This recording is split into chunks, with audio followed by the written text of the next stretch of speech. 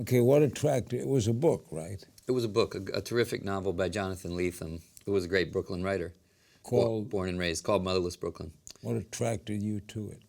The character is instantly a classic. He really, by the end of page one, you're completely hooked. True. He's a detective, but he's not really the Robert Mitchum, Humphrey Bogart model of a detective. He works for a detective who's like that. He's kind of the junior associate detective because he has Tourette Syndrome and obsessive compulsive disorder that make navigating the world in a smooth way pretty difficult for him. But he has a very sharp mind and kind of a photographic memory, and so he has a role in the operation. I saw the film and loved it. It's a great. You ought to be very proud. Thank you. How did you get someone like Bruce Willis to take a part that runs about 3 minutes? He's in there the first 20. Yeah. But in the book, the private eye that my character Lionel works for, he's the coolest guy in the room. He's the guy that everybody looks up to. Bobby Cannavale. Yeah, the big brother, all these things. And who is that more than Bruce Willis, right? Bruce, to me, Bruce is like the older brother that everybody wishes they had. And guys want to be like him. He's cryptic, he's funny, he's mysterious, he's cool. And so, the movie begins with these two kind of low-rent, flat-foot operatives who work for him, and Bruce comes around the corner, and you go, there's the private eye. So Bobby Cannavale is terrific. Bobby Cannavale. I came up in New York with Bobby in the New York theater. He's one of my favorite actors, my generation. He's by turns funny and very intense, and and he's just terrific in the film. Yeah. Of course, you got Alec Baldwin to. Actually, it's Robert Moses, but you gave him the first name Moses, right? Yeah, Moses Randolph in the film he's kind of the Darth Vader of the piece. The real Robert Moses was very much, as we were talking about, he was kind of the Darth Vader of New York in the mid-century. He really was, and I say Darth Vader because he was like a Jedi Knight. He had incredible powers, and he was very idealistic. But he ultimately went to the dark side and used his powers in kind of terrible ways. But you don't bill this as a true movie. No, because obviously we got a Tourettic detective, we got murders, we got the insinuation of very dark deeds, and sometimes I think when you think about many of our great films like Citizen Kane or it's about William Randolph Hearst, but it's not. It's Charles Foster Kane for a reason, because sometimes you can distill more truth out of the essence of things than getting hung up on this is a true story. I think when you say this is a true story, you have to be absolutely true to the facts. And if you're going to make stuff up, you should. Your character has Tourette Syndrome. Yeah. Did you observe people with Tourette Syndrome, or was it your imagination? No. There's Oliver Sacks, who I think you interviewed back in the day. Yeah. Who wrote The Doctor. He has a great piece of writing on Tourette's. There are some very good documentaries, and I met people. And the most interesting thing is that in each person, it's very different. Some people curse. Some have the most extreme thing, which is saying very inappropriate things or curse words. Some people have vocal tics that aren't about being offensive or anything; they're just compulsive. And some people have physical twitches. So, the blend of it is different in every single individual. And I took little pieces that I liked from different people that I saw in films or met. And what's interesting too is many people describe gifts. There are gifts within it. There are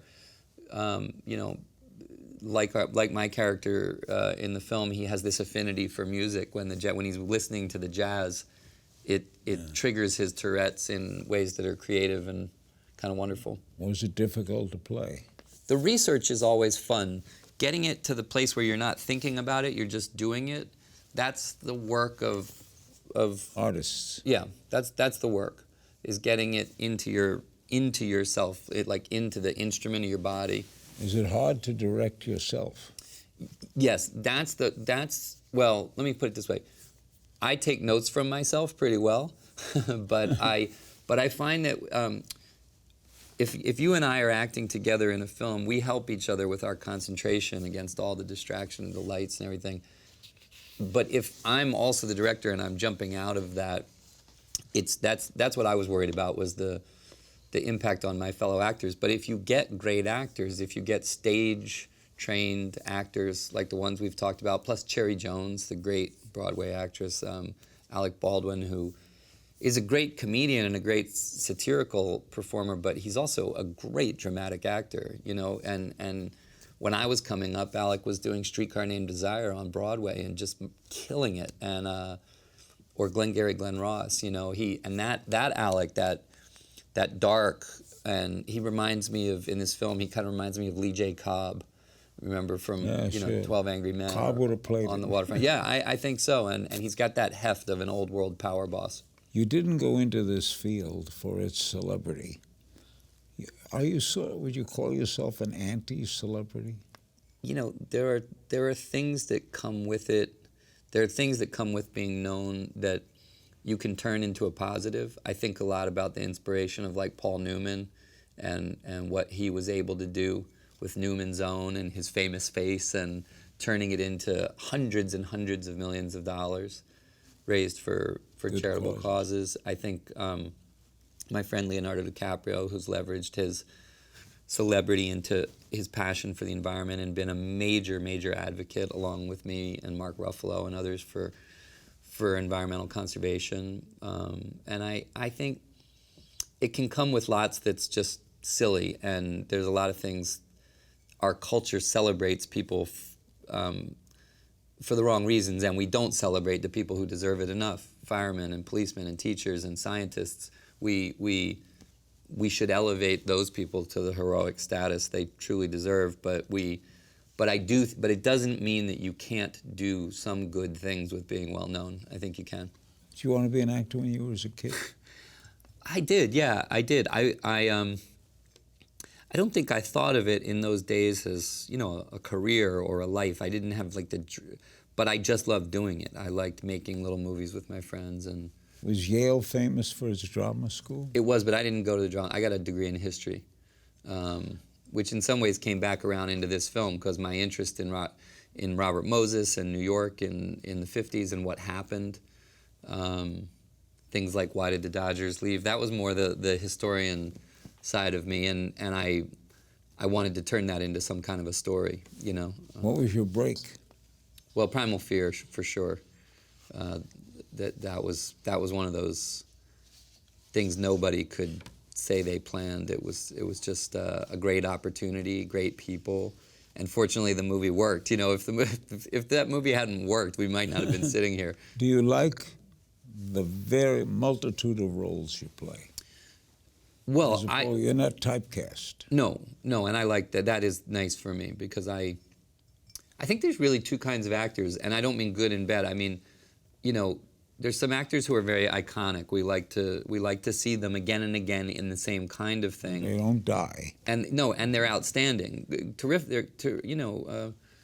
Harrison Ford is a terrific actor. I mean, but Harrison. You don't look to Harrison to sort of disappear into the role. You like those qualities of Harrison that you see, you know, consistently. And I think then I think there are shapeshifters. There's people like Dustin and Daniel Day-Lewis and others who I think really do transform themselves. And I think those are it's two slightly different kind of species. Have your goals changed over the years? No, I think my goals are the same.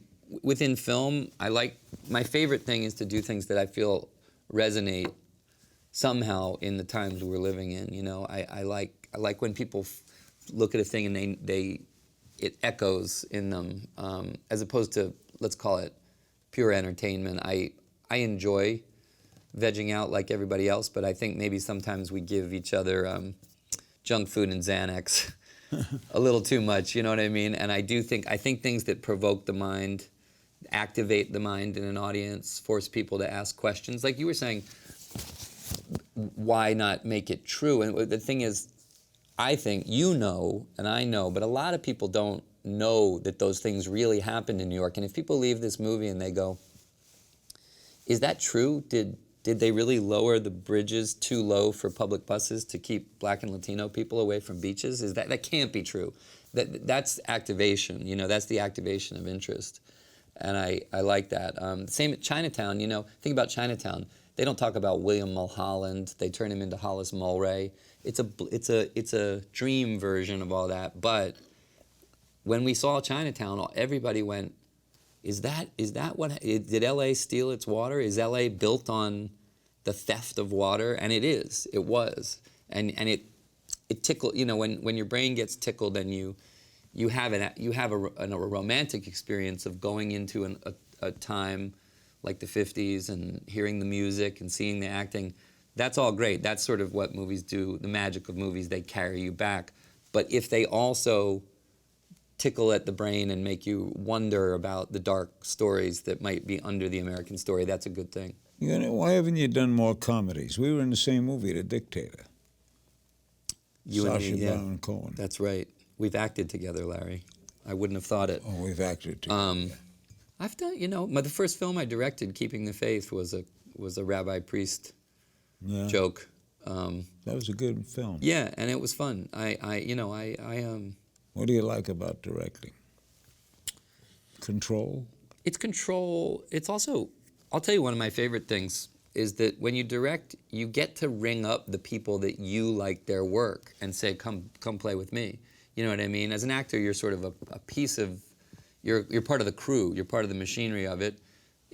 When you're directing, you're the captain, and you do get to pick your own, lineup, you know what I mean? And I don't mean like just cast. Like obviously I called in all my favorite actors on this. But I love being able, on the music on this, it's the 50s. I wanted to do, a great jazz soundtrack and score. And I get to ring up Wynton Marsalis and say, help me make this music, or Tom York from Radiohead. And they say yes and come and play with me on my film. And I end up with I'm going to say one of the best movie scores in a long, long time in this film, written by Daniel Pemberton and Wynton Marsalis. And Wynton's playing on this film is absolutely just off the chart. Never miss a beat. Subscribe to Larry King now and watch new episodes every day.